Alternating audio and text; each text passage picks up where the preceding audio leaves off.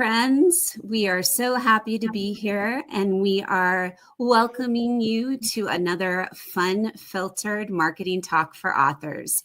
If you're new here, this is a place where we give real, simple, and fun strategies to help you sell more books without the overwhelm. Yes, and in case we haven't yet met, I'm Shelly Brown. I am co-owner of Redemption Press, book marketing strategist, and coach for authors who want to get their message out into the world. And she's pretty amazing, so you should connect with her. I'm Carol Tetzlaff. I'm also one of the co-owners of Redemption Press. I'm an author, a speaker, a writing coach, and creative director. I love helping authors find their voice and connect with readers in authentic ways. And she's pretty amazing too. I'm Sara Cormany, not as amazing as Carol or Shelly. That is not true. Stop right there. Boop. Yes, she is. Carry on. Well, I do like to call myself the director of whatever because I don't really ever know what I'm doing. But I am an editor, a writing coach, and somebody who loves to encourage authors in the hard journeys or in life in general, when life feels a little too much. Together, we make your fun-filtered crew. Woo. Yes. Woo. Yes. Woo is right. I feel like we should have confetti going off right now. But I have to tell you, Sara Cormany is one of the top author coaches, writing coaches like that I've ever met. Carol and Sara both are like at the top. So yeah. So don't let Sara fool you with what she just said. So anyway, we are indeed your fun-filtered crew. So what does that mean for you? Well, it means that you will always get raw, real, probably too raw sometimes, real and practical advice that you can actually use to move the needle in your book marketing. And we always promise to bring the fun along the way because selling books doesn't have to be scary or even overwhelming. Amen. And just a heads up, today's episode is actually pre-recorded. Shelly and Carol have a scheduling conflict, but do not let that stop you. Go ahead and post your questions and your comments as I will still be hanging out with you and manning the live chat in real time so you can interact just like always. I may not know the answers to your questions, but I will do my best to connect with someone who does if I can't answer them in real time. Now, for today's topic, it's going to be amazing. It is really, really, really good, just like Shelly and Carol. We're talking about something we've alluded to in a past episode called borrowed trust. Mm-hmm. And if you've ever wished you had a bigger platform or more people just to buy your book, this one is for you. Yes, it is just for you because y'all, borrowed trust is one of the absolute best kept secrets in book marketing. And here's the short definition of it. It's kind of short. So listen and lean in on this, okay? Instead of starting from scratch and building your own giant audience, because the reality is most of us don't have a giant audience. So instead of starting from scratch and building your own giant audience, you tap into someone else's credibility and relationship with their audience to get your message out. And the best part is it actually works. Yeah, it really does work. I've seen this played out so many times. It's kind of like when your friend says, this movie is so good, you have to see it. You don't really need to convince anyone. They already trust the person recommending it. So they're going to check it out. And we've all done it before, whether it's with a restaurant or a book or a movie or what's the best brand of toothpaste. We all have our favorites. And when we find something that works, we champion it. And that can make all the difference. Yeah. It really does. So let's start with the why. Okay. People trust, like as Carol just said, people trust recommendations from people that they already follow and that they trust, right? So that's why referral marketing is so powerful. When you get in front of an audience that already loves and trusts the host, the door swings wide open for you. Yeah. Think about how this happens in real life. Podcast interviews, guest blogs, church speaking activities, author panels, book clubs, which are so much fun to be a part of as an author. Let me just put a plug in there. All of those are forms of borrowed trust or credibility. Yeah. And the bonus is you don't have to spend months or years growing your huge platform before you start, because you're leveraging someone else's that they have already built. It's like borrowing from their credibility card and swiping it for yourself. How'd you like that? Seriously. You love pretty my card. Especially when it's someone else's card. Swipe, swipe. Right. Amen. So for authors especially, this is huge because books spread through relationships and they spread through word of mouth. Borrowed trust is like rocket fuel for that. So let's talk about the first practical way to use borrowed trust.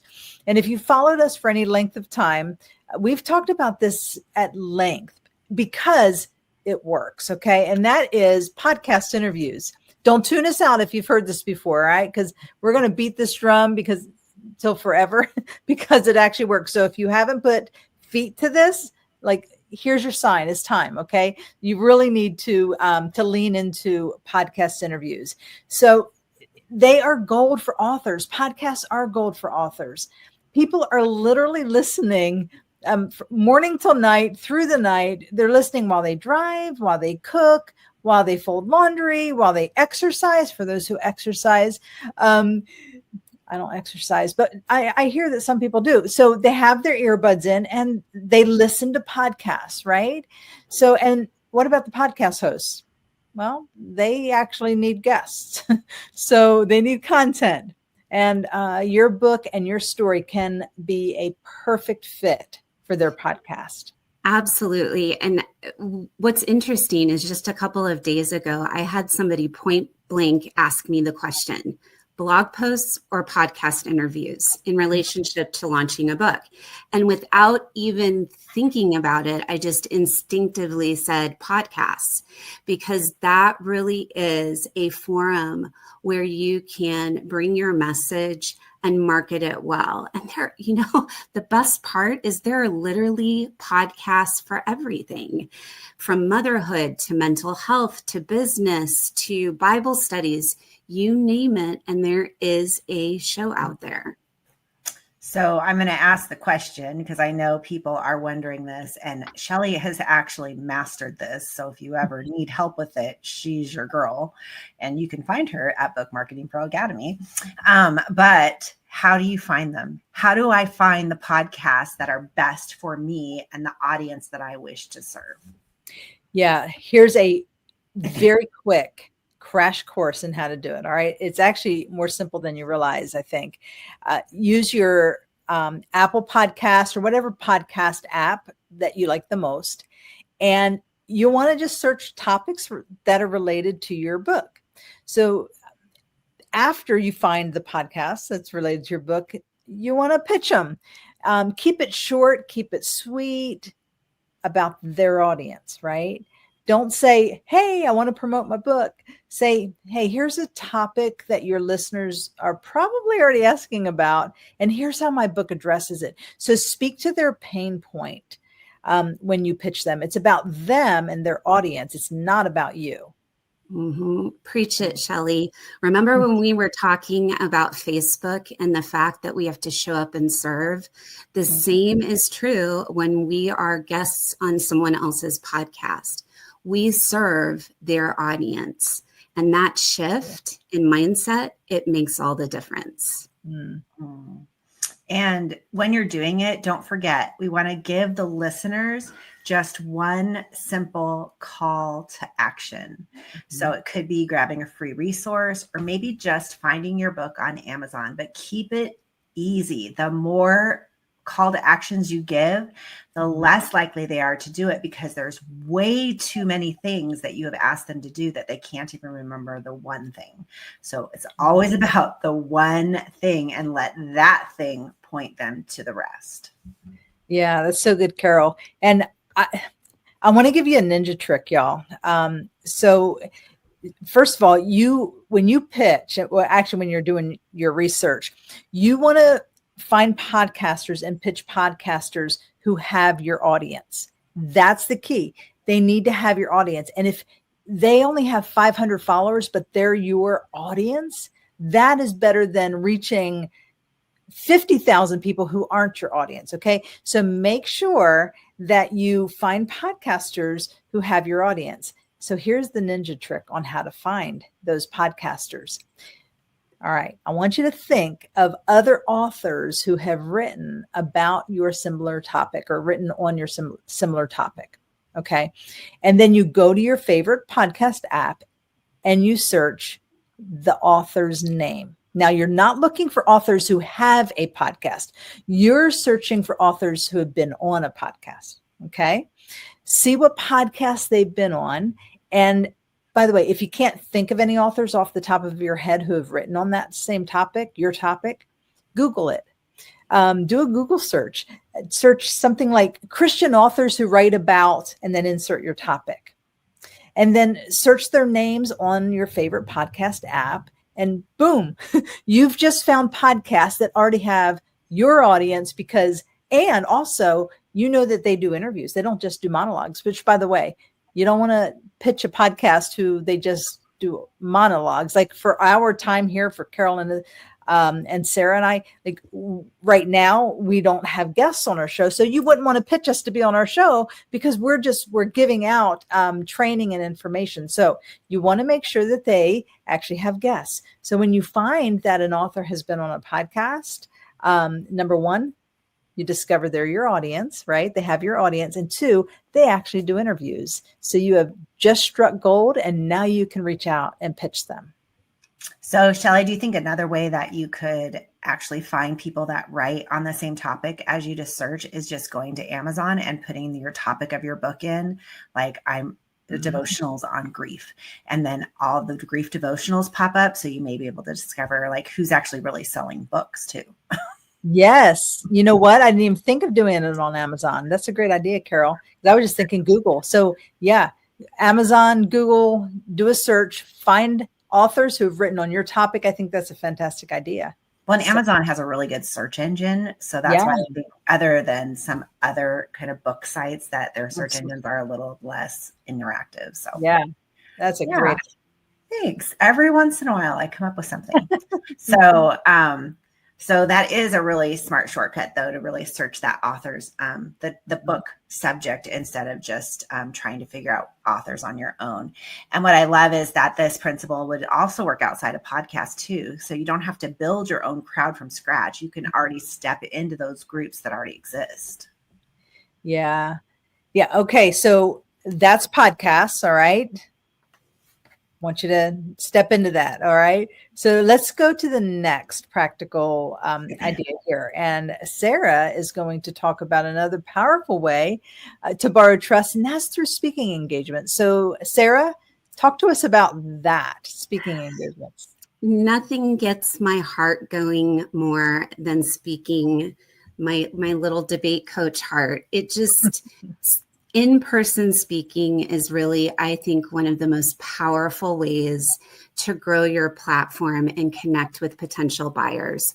Borrowed trust or borrowed credibility happens every single time you are introduced to a new group, whether it's a church or a mom's group, a women's Bible study, or even a book club. The person introducing you is basically saying, I vouch for this author, and that carries so much weight. And if the gals don't mind. I have a personal example of this that it was so powerful in my own life that I wanted to share with you as well. The very first author that I worked with as a project manager here at Redemption Press is Eleanor Young. And she is a former missionary who had polio, now is suffering the end stages of post-polio syndrome. So over the last 10 to 20 years, she has been virtually bedbound. But one of the most amazing ways that God has brought her to these kind of shared credibility circumstances have been book clubs, local book clubs that have invited her to come for just an hour of her time and sit with her and learn from her. And she says it is more impacting for those few people than it ever has been when I'm speaking in front of a large audience. So keep that in mind as you're pursuing your speaking engagements. So good. We love her. And I think that'd be a blessing to sit in a room with her and have her speak. And many people would think the same thing about many of you as authors that are out there, the privilege to be in your space. I think that events can also, like larger events, can also help with this. So for example, when you perhaps get an opportunity to speak in front of at a women's ministry event, and the person that is introducing you says, you're going to love hearing from Sara today. That is instant credibility before you even said a word. Mm-hmm. Yes. And that honestly is where I think a lot of authors get stuck. They think a speaking engagement has to mean a big stage or a microphone or hundreds of people, but not necessarily true, as evidenced by my example with my sweet friend Eleanor. Speaking to 12 women in a living room Bible study can be just as powerful, sometimes even more so, because of that personal connection and intimacy. Yeah. And don't overcomplicate it. One super practical thing you can do right now is put together a simple one sheet. It's just a single page with your photo, your book, and 2 or 3 speaking topic possibilities. And it makes it so much easier for someone to picture you at their event and say yes. And when you create this, you want to make sure that you are, just like with the podcast, you are figuring out who your audience is and how you can meet their need. And that's something that we really work on as well within the Academy, because we want to help you garnish those people who will, invite you and be part of what you have already done. But we have to recognize what their need is so that we can meet it. Yep. And here's another tip for you. Make it easy on the host. And I think that applies to any type of situation where we're sharing a platform or we're borrowing somebody's credibility. So instead of maybe saying, "Oh, I'd love to speak sometime," which is kind of like, it doesn't really promise them anything for the people that they serve. So be specific. Say, "I'd love to come share a 20-minute talk on encouragement about finding hope after loss." When you give the planning coordinator or the speaking coordinator something concrete, it takes the guesswork out, which is especially important when they have no idea who you are. They need to know what you're about from Jump Street. Yeah, that's so true. And I'll add this too. Smaller groups often lead to bigger opportunities. What's the verse that says, "Don't despise this days of small beginnings," right? Yeah.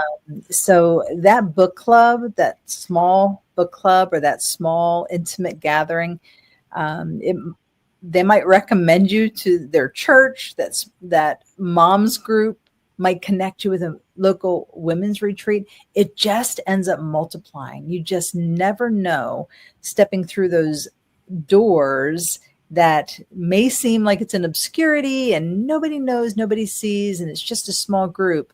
But what God can do with that, you can't create a marketing strategy for that. He can open doors that nothing else can. So. Exactly. You don't need a fancy event. If your book is about prayer, reach out to moms in a prayer group. If your book is about grief, connect with a grief support group. If your book is about marriage, look for local couples events or church marriage class.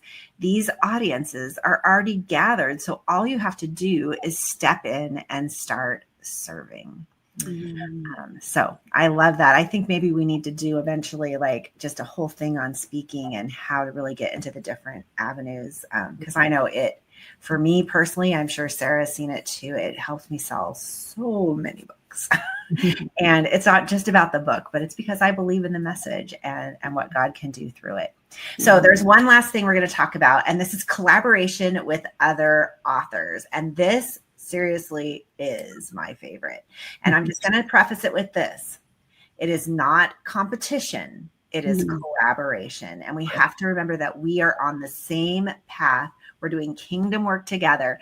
And so this is not who gets to sell the most books. This is who gets to share the message and how can I partner with them to share the message of the gospel. So collaboration. And you don't have to do it alone. And that's the beauty of that. Authors who collaborate multiply their reach without their workload. And it's the fastest way to meet new readers. Yes. Yes. Think about it. When you team up with another author, your readers get introduced to her readers and her readers get introduced to yours. Everybody wins. Yeah, it's kind of like cross-pollinating. It's like bees in the garden. Okay. Wow. I'll have to go there. I actually have some bees behind me. I could have brought that out. I knew that was coming up. All right. So here's the key to collaboration. It can look really simple. You don't have to launch a full-blown conference. You don't have to create this massive plan. I know keeping it simple, that's like me telling myself to keep things simple because I always make things way more complicated than they need to be. But here we go. So it could be like co-hosting a 20-minute Instagram live where you share one insight from your book. It could be running a giveaway where you have a book bundle together and you have 2, 3, 4 voices, the prizes, and then you double the reach by asking them to do specific things. We have that whole training on in the academy too. And then starting with a short YouTube series or a podcast mini series where you interview each other. You could also do what I love to do, and I'm actually doing it at a few events this fall, starting this weekend, is I do a book share table. So I'm going to be at the event with my book table, but I invited a friend of mine to come. She's actually getting a little bit of stage time as well. And so Christina is going to put her book on my table. And then I have another friend that's going to be here who you all know from Redemption Press, Athena. And she has a few books that'll really reach to my audience. And so sharing that table, even though they may not have the main speaking part, they are able to then share my platform that I have there and get their message out. And who knows what doors that will open for them. And let's not forget about local opportunities. 2 authors can host a joint book signing at a coffee shop or a church lobby or really anywhere. It feels less intimidating for you. It draws a bigger crowd because people come for both of you. And you're sharing the workload, which is always a plus. Yeah. And think about a small group study too. If your books are on a related theme, you could offer to lead a combined study for a few weeks. It just adds value for the readers and it makes it feel more like community. Yeah. And here's the best part. It doesn't have to be complicated. Seriously, just text another author friend and say, hey, want to go live for 20 minutes and talk about how God showed up in our writing? That's collaboration in its simplest form. It's low effort and high impact. And small collaborations often snowball. That Instagram live might spark a podcast invite. That multi-author giveaway might land you in front of a speaking opportunity for a church group. It's about momentum, one door opening another. Yeah. So don't overthink it, y'all. Collaboration is just linking arms with other authors and encouraging one another and letting your messages amplify each other. So let's wrap it up with this. So how do you do all of this without feeling self-promotive and overly salesy? Well, I think the key is to lead with service. Ask yourself, how can my story or my expertise or my message, how can it serve my audience and serve them really well?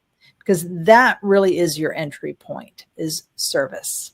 For sure. And when you reach out, for the love, keep it short. I am verbose and have verbal diarrhea. So if I'm saying keep it short, then keep it short. Don't write a 5-paragraph email. Just say who you are, what you offer, and then why it matters to their people. Easy, simple, and effective. Okay, so let's give them an example. This is kind of role play. So here's a bad pitch. So Shelly, I'm going to have you do a good pitch. So you have to be thinking. Okay. So the bad pitch is, hi, I just published a book. Will you let me come sell it to your people? No, thank you. Yeah, no, that's bad pitch. All right. So here's a good pitch. Hi, I saw you host a podcast for moms navigating empty nest. My new book speaks directly to that season, and I'd love to share 3 encouragements I wish I had known when my kids left home. You see the difference there? Mm-hmm. Right. One is all about you. Right. The other is all about them. About them, yes. Yeah, so here's the bottom line. Borrowed trust isn't really about shortcuts. It's about relationships. It's about adding value and multiplying your reach really exponentially. And it's about consistency, not just one podcast, but 5 or 10, not just one speaking gig, but stacking them up. That's how momentum builds. Yeah. So think of it this way. It's like planting a seed in someone else's garden, but you still get to enjoy the harvest. Yeah. So listen, y'all, if your head is kind of spinning, thinking, wow, this is amazing, but it's also a lot to figure out, don't worry. First of all, you can rewind or you can watch the replay again and you can catch it that way. But this really is just a taste of what we go deeper into in Book Marketing Pro Academy, because every single week we train, we coach, we walk alongside our authors to help you actually implement, not just theory, not just training. Because y'all listen, we can take in so much information and it just stays information, but we want you to implement it. We want you to take those steps. And so we actually help you and encourage you and push you along the way to actually implement and take action on these strategies so that you can sell more books. And it's such a great value. Only $47 a month, less what you would spend if you were going out to dinner or even at this point, going to the grocery store to buy a few things. Seriously. It's worth thousands when you start putting it into action and making it a part of your marketing life. So come and join us at bookmarketingproacademy.com. And hey, don't just listen today. Pick one borrowed trust strategy and actually implement them this week. Then tell us about it in the comments. And don't forget to subscribe. I always do that, so make sure you do that, so you never miss an episode of FUNfiltered Marketing Talk for Authors. We will see you next time. Have a beautiful day. Bye.